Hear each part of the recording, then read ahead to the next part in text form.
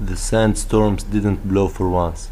The desert wasn't so dry anymore, but greener, and there were things that grew. I noticed my skin that felt alive for the first time.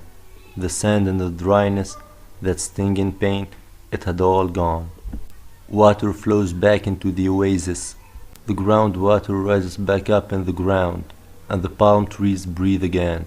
There is lemons, pistachios, dates and olives. There is new fruit on the barren trees.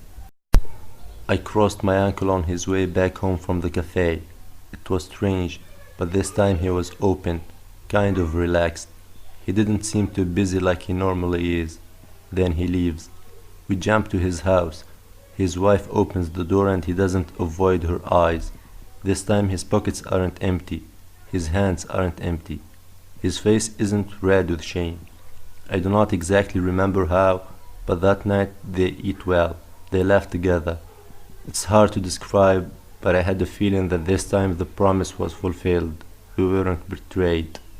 There were boys swimming in the reservoir, but no clouds pass overhead to cast a shadow on them. The older people aren't worried about the poisoned water anymore. And when my mother gets back from the medical imaging center, everything is fine. There is nothing to worry about. No tumor.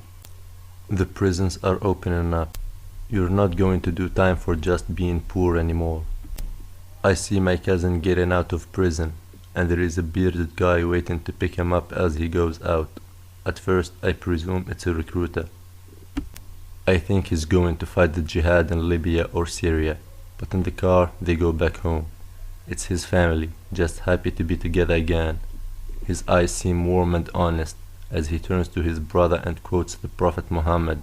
None of you truly believes until he wishes for his brother what he wishes for himself. I rub my face, get up, put on my hat and leave. I sit in the cafe, watching people passing. A friend arrives, we shake hands. And I told him I had a dream last night.